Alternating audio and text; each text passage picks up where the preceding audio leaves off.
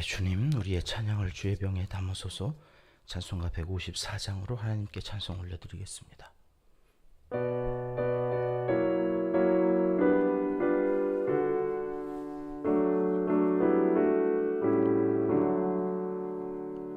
생명의 주여 멸류관 받으시옵소서. 날 위해 쓰신 가시관 나 기억합니다. 저 겟세마네 기도를 늘 기억하게 하시고 그 십자가의 순례로 날 인도하소서. 누셨던 무덤 내게도 보이시옵소서. 잠드신 동안 천사가 굳게 지키었네. 저 겟세마네 기도를 늘 기억하게 하시고 그 십자가의 은혜로 날 인도하소서.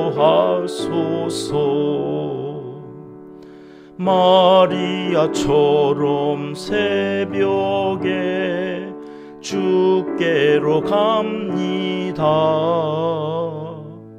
빈 무덤 내게 보이사 날 가르치소서. 저 겟세마네 기도를 늘 기억하게 하시고 그 십자가의 은혜로 날 인도하소서. 고난의 잔을 날 위해 다 마셨나이다. 나 항상 나의 십자가 감당케 하소서. 저 겟세마네 기도를 늘 기억하게 하시고 그 십자가의 은혜로 날 인도하소서.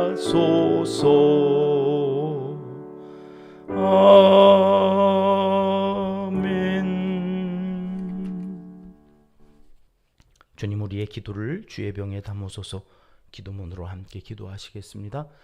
참 좋으신 우리 아버지 하나님, 오늘도 순결하고 고귀한 새 아침을 허락하여 주시고 이 시간의 흐름 속에다 하나님의 영광과 생명의 신비와 하나님의 뜻을 이루어가는 가치를 빚어갈 수 있는 기회를 주셔서 감사와 찬송을 올려드립니다. 온 우주에 나 하나만 있었어도 주님은 오셨고 십자가에서 죄 사함의 은총을 베풀어 주셨고 나를 위하여 영원한 생명으로 부활의 첫 열매가 되어 주셨을 그 하나님을 온 맘 다해 찬양합니다. 오늘도 보너스로 구별하여 주신 3일 밤 수요 예배가 있는 귀한 날, 새벽부터 늦은 밤 저녁까지 하나님께 우리의 삶이 집중되게 하시고 우리의 마음과 정성을 모두어 하나님의 기쁨이 되는 삶을 살아가기 원하오니 매 순간 우리와 함께하여 주시옵소서. 청소년부와 청년부 수련회를 위해 기도합니다. 이번 주는 청소년부가, 다음 주에는 청년부가 각각 성산에 올라 하나님을 예배하며 뜻깊은 영적 부흥의 시간을 갖고자 합니다. 성령의 바람이 불어 참여하는 모든 이들에게 하나님의 살아계심을 나타내 보여주시고 영적 성장뿐만 아니라 심신의 피곤함과 장래의 소망을 확실하게 해결받고 돌아오는 발걸음이 되도록 복내려 주시옵소서. 우리 은평교회는 교회를 낳고 키워가는 선교 공동체가 되기를 강청하옵나이다. 주님 오시는 그날까지 선교의 열정은 불같이 타오르게 하시고 현지에서 사역을 감당하는 사역자들에게 힘을 더하여 주시길 원합니다. 군대에 파송한 우리의 젊은 청년 선교사들이 있습니다. 특수사회에서 겪는 힘들고 어려운 시간들을 잘 이겨나갈 때에 주님을 더 의지하는 마음을 주시고 넉넉히 승리의 노래를 날마다 부르며 살아가는 우리의 자녀손들이 다 되게 하여 주시옵소서. 이웃과 열방을 살리는 생명 공동체가 되기를 또한 강청하옵나이다.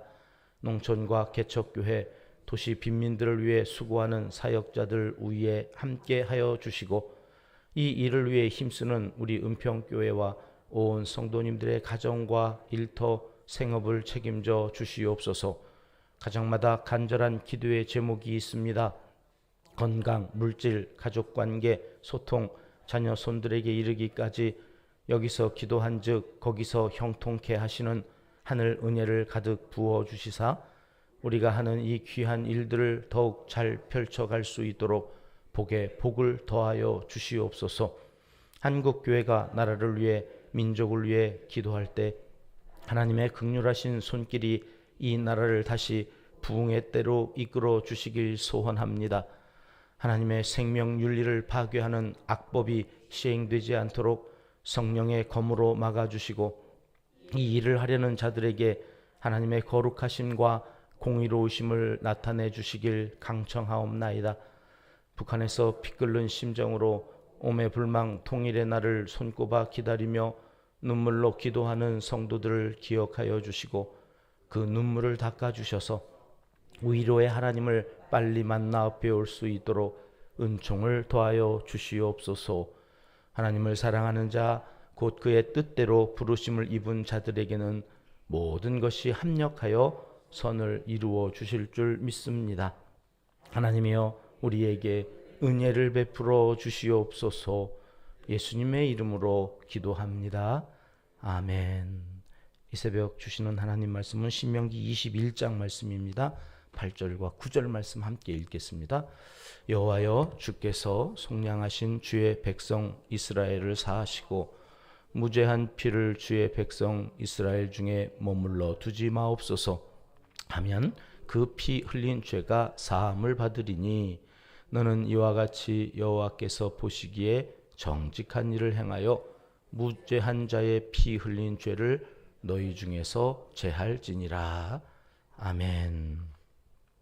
신명기 말씀은 십계명을 좀 더 구체적으로 설명해 주는 삶의 그 진리를 따라서 하나님께서 하나님의 백성으로 이렇게 살라 그 하신 그 해설서와 같다 이렇게 말씀을 드렸습니다. 하나님의 법에 나타난 그 정신이 뭐냐면 생명입니다. 하나님은 생명을 얼마나 귀히 여기시는지 하나님의 형상으로 지음 받은 이 인간의 생명이 하나라도 허투루 그래서 이유 없이 이렇게 죽는 것을 그냥 예사로 지나치시는 분이 아니다 하시는 이 말씀을 오늘 21장에 담아놓고 계십니다. 1절 말씀 같이 읽어보겠습니다. 내 하나님 여호와께서 내게 주어 차지하게 하신 땅에서 피살된 시체가 들에 엎드러진 것을 발견하고 그 쳐 죽인 자가 누구인지 알지 못하거든. 가나안 땅에 이제 들어가서 정착하여 살게 되면 누구인지 알지 못하는 이 원인 불명의 피살된 시체가 거리에서 뭐 아니면 집에서 이렇게 발견되어질 때가 있지 않겠습니까? 당시에 무슨 과학적 수사대가 있어서 지문을 인식한다든지 아니면 뭐 머리카락 DNA를 분석하고 CCTV가 있어가지고 이런 것들을 다 확보할 수 있는 그런 시대가 아니었잖아요. 그러니까 대부분 그렇게 발견된 시체는 누가 죽였는지를 알 수가 없게 되어지는 거죠. 그러면 그때에 뭐 누가 죽은지도 모르고 또 뭐 이름도 없어. 유명무실한 촌부 하나가 죽은 것에 대하여 어떻게 해야 되느냐? 사람들은 그냥 지나치고 알 수도 없는 일에 대하여 에휴 죽었네 또 그런 일이 있네 이제 그러고 넘어갈 판인데 하나님은 그러지 말라는 거예요. 한 생명이라도 그것은 다 하나님께 속한 것이기 때문에 그렇게 발견되면 어떻게 하라는 걸까요? 2절 말씀을 보시겠습니다. 같이 읽습니다. 너희의 장로들과 재판장들은 나가서 그 피살된 곳에 사방에 있는 성읍의 원근을 잴 것이요. 그러니까 이게 있는 그 장소로부터 이게 어느 지파에 어느 성에 더 가까우냐, 이게 누가 죽였는지를 이제 모르니까 그것을 재가지고 그 원근을 재서 또 어떻게 하라고 하는 걸까요? 3절 말씀에 나옵니다. 같이 읽겠습니다.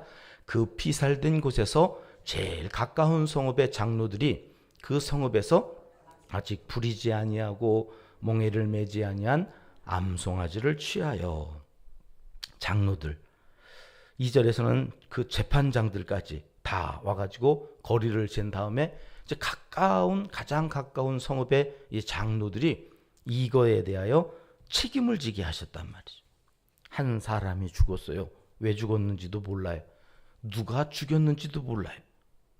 근데 그 시체가 있었던 곳으로부터 가장 가까운 장로들과 그 성읍이 한 사람이 죽은 것에 대하여 책임을 지고 이 한 사람이 죽은 것에 대한 이 영적인, 그러니까 피를 흘린 그 죄에 대하여서 하나님 앞에서 책임을 다하고 백성들한테는 거기에서 전해지는 메시지를 전하도록 하나님께서 하셨다 하는 말씀이 오늘 본문의 말씀입니다.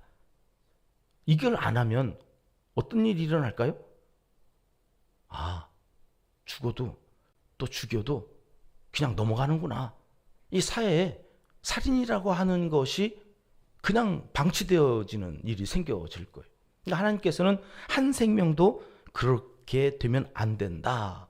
그래서 오늘 한 사람의 죽음에 대하여 이렇게 지대한 관심을 가지고 이 일들을 장로들이 나서서 해결을 해라. 어떻게 해결하라고 오늘 말씀하시느냐? 아직 부리지 아니하고 멍에를 매지 아니한 암송아지를 취하라고 그랬습니다.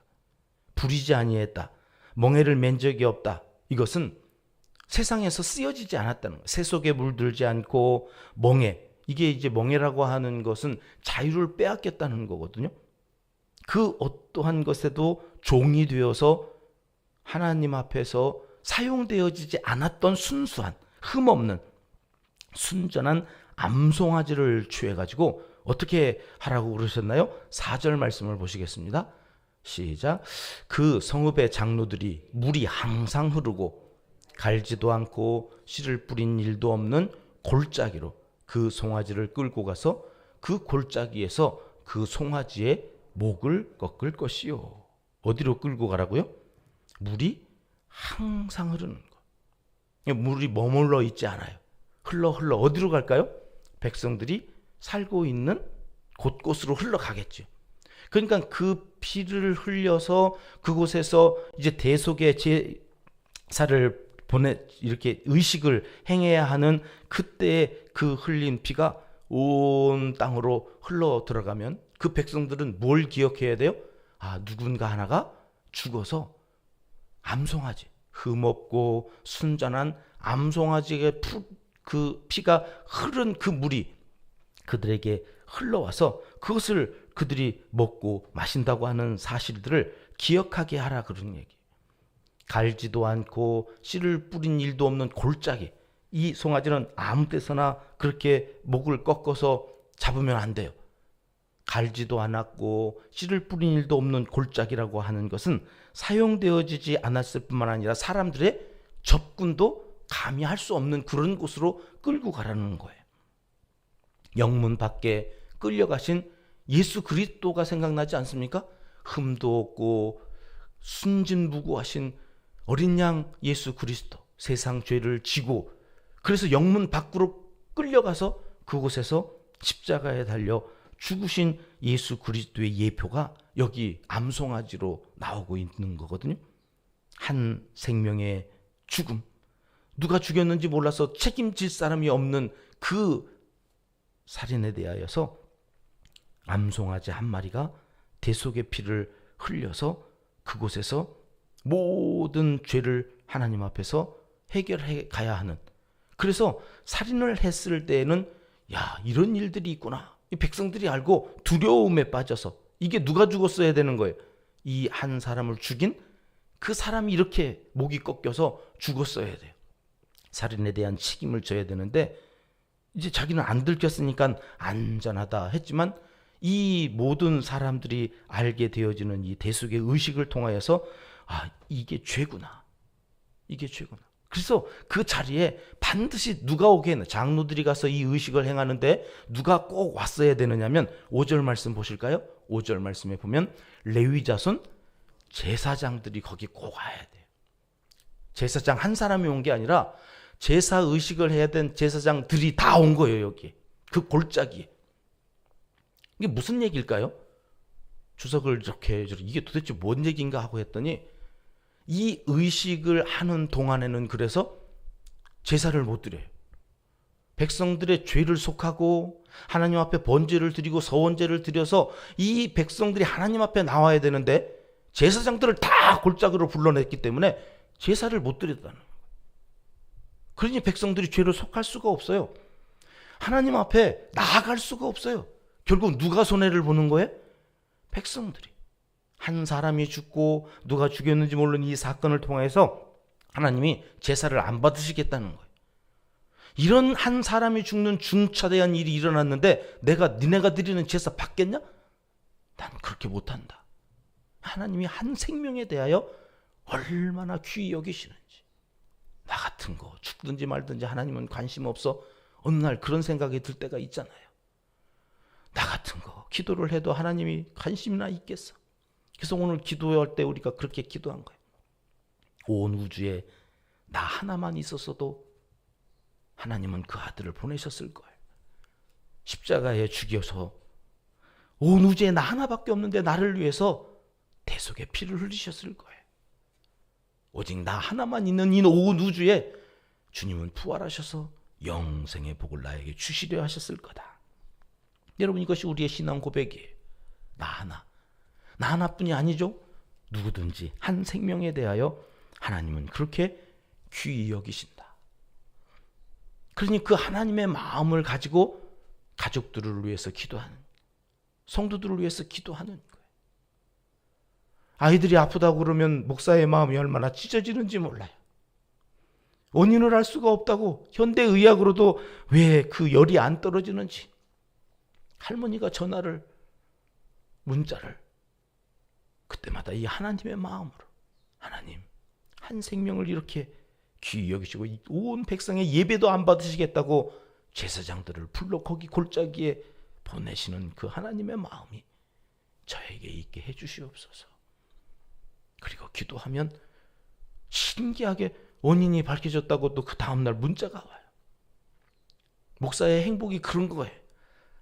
하나님이 봄신방 때 그 어려운 기도 제목 가지고 말씀 주면서 기도했더니 어제 목사님 제일 기쁜 소식일 것 같아서 목사님한테 제일 먼저 알린다고 응답받았습니다. 말씀대로 됐습니다. 어제 얼마나 행복했는지 몰라요. 하나님께서 한 사람, 여러분 나 같은 것, 그 온 우주를 창조하신 그분이 뭐라고 그렇게 애지중지 관심을 갖고 오늘 또 나를 바라보실까 하는 말씀이 오늘 신명기 21장에 담겨져 있습니다. 하나님께서는 그래서 신명기 6계명에 살인하지 말라 그렇게 말씀하신 거죠. 생명은 하나님께 있으니. 여러분, 오늘 우리는 몸은 안 죽일지 모르지만 말로 한 사람의 인격을 살해하고 그 사람이 죽는 것 같은 고통 속에서 살아가는 일들을 얼마나 많이 겪는지 몰라요. 하나님은 그렇게 하지 말라는, 너로 인해서 한 사람이 인격적 살인을 당하면 나는 마음이 아파서 예배를 받을 수가 없다. 오늘 21장에 담겨져 있는 이 하나님의 마음을 꼭 기억하시고 사람 존중, 인격 존중, 인간과 인간과의 관계에 하나님의 마음을 가지고 모든 사람들을 죽게 하듯이 살아가는 우리 은평교회 온 성도님들을 통하여 하나님 영광 받으시고 예배 받으시고 기도의 응답을 이루어 주시는 복된 한 날이 되시기를 주님의 이름으로 축복합니다. 하나님의 말씀입니다. 기도하겠습니다. 하나님 아버지, 이름 없는 한 생명의 죽음도 이리 귀히 여기시며 한 생명이라도 가벼이 여겨지지 않기를 바라시는 하나님의 마음을 알게 해주셔서 감사합니다. 생명도 인격도 우리 가정에서 교회에서 상하는 일이 단 한 건도 있지 아니하도록 우리의 입술을 지켜주시고 우리의 얼굴을 온화하게 하여 주시며 우리의 마음의 평강을 빼앗기지 않도록 주 성령께서 우리를 주장하여 주시고 인도하여 주시옵소서. 예수님의 이름으로 기도드리옵나이다. 아멘. 주님 가르쳐 주신 기도입니다. 하늘에 계신 우리 아버지, 아버지의 이름을 거룩하게 하시며 아버지의 나라가 오게 하시며 아버지의 뜻이 하늘에서와 같이 땅에서도 이루어지게 하소서. 오늘 우리에게 일용할 양식을 주시고 우리가 우리에게 잘못한 사람을 용서하여 준 것 같이 우리 죄를 용서하여 주시고 우리를 시험에 빠지지 않게 하시고 악에서 구하소서. 나라와 권능과 영광이 영원히 아버지의 것입니다. 아멘. 자유롭게 기도하시겠습니다.